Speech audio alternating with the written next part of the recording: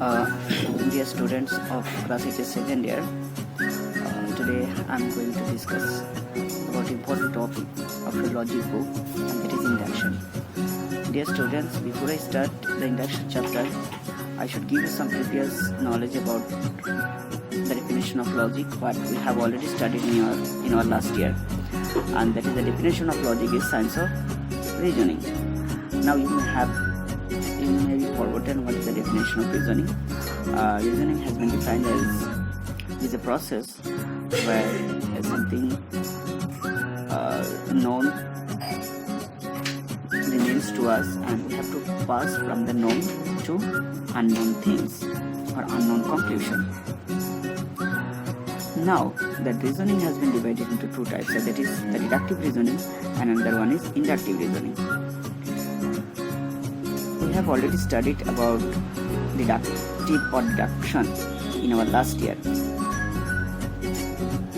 Now in this chapter, we will elaborately study the concept or the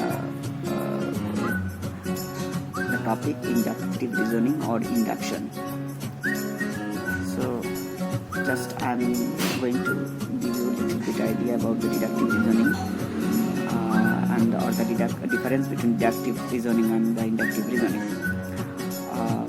In deductive reasoning, the conclusion is not more general than the premises. That the premises may be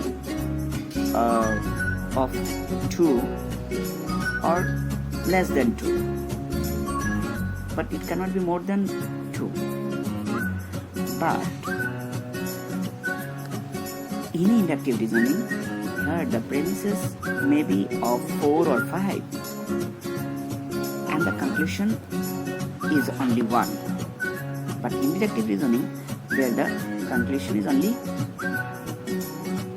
where the premises may be of 2 and the conclusion is 1, but in inductive reasoning, what we have just studied, that in inductive reasoning the conclusion is 1 and the premises may be of 4 or 3 or more than 4 also,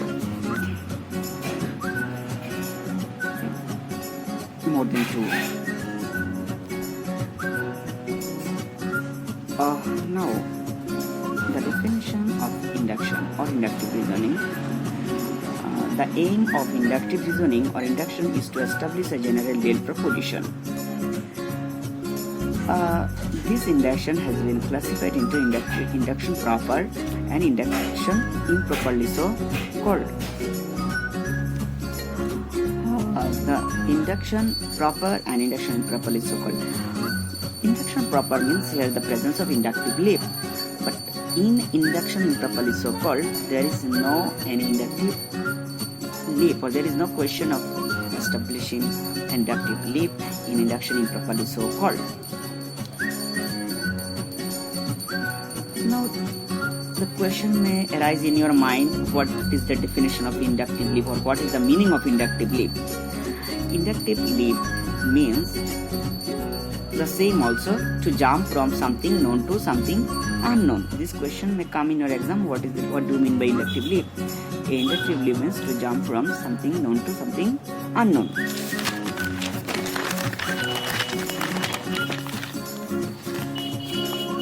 Now, just the induction proper, if we study today, induction proper, it again has been classified into 3 types, that is scientific induction, and the number 2 is unscientific induction, number 2 is unscientific induction, and the number 3 is analogy. What do you mean by scientific induction? As I have already told you, the aim of induction proper is to establish a general real proposition. So look at the definition I have written there. It is a process. Scientific induction, it is a process which establishes a general real proposition. What kind of proposition has been established by induction proper? General real proposition. general proposition, and the proposition is established in reliance with uniformity of nature. It is a principle. Remember, my dear students, it is a principle of uniformity of nature. And another one is, that is, law of causation. These are the two principles where scientific induction depends. Very important. Now, what do you mean by unscientific induction?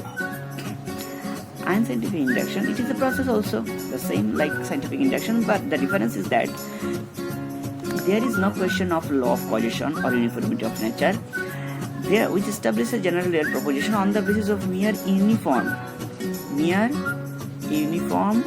or uncontradicted experience. Uncontradicted experience. This is the essential thing. Question may come that in what kind of sentences a proposition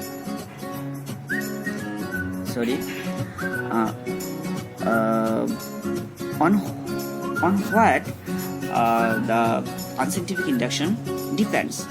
When they say unscientific induction depends on the mere uniform and uncontradicted experience. There is no question of arising any contradiction in case of unscientific induction. Now look at the third one, and that is analogy. Analogy, it is a process which establishes a general proposition on the basis of resemblance.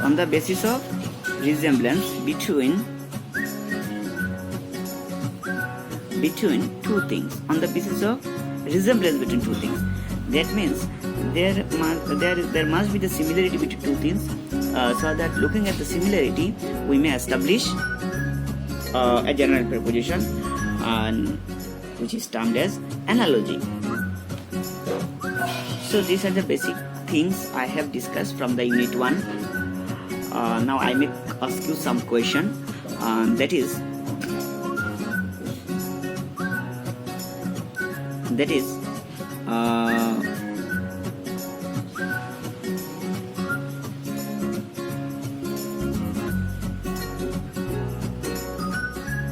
what is inductive leap?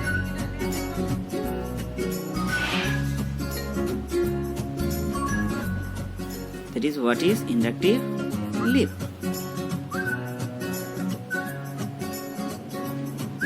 What kind of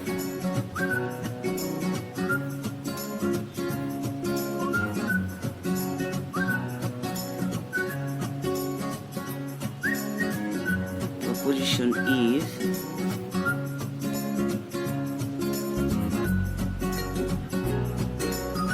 established by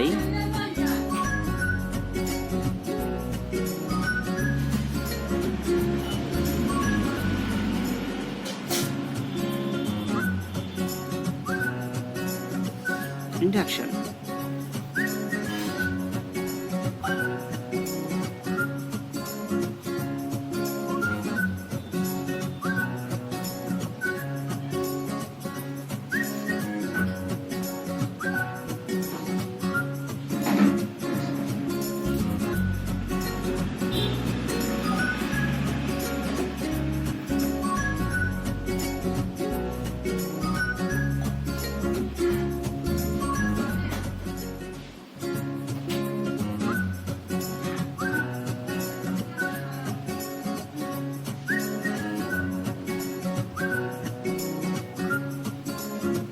What are the two principles on which scientific induction depends? You may answer the question very